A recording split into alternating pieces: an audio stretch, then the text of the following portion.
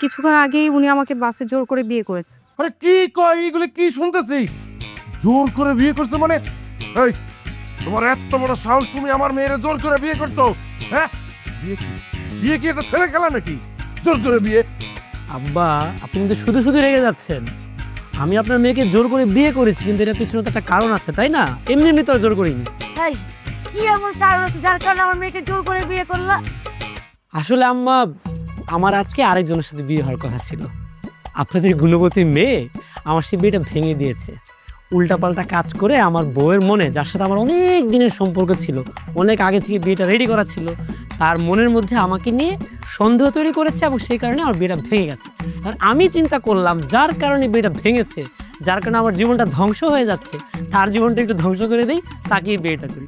সেই কারণে আপনার মেয়েকে জোর করে বিয়ে করে ফেলেছি। আব্বা, ভালো করেছি না কাজটা? হাট, বেয়াদব, আব্বা আব্বা করতেছে। আমার আব্বা বলবা না তুমি। জোর করে বিয়ে করছে আমার মেয়েরে,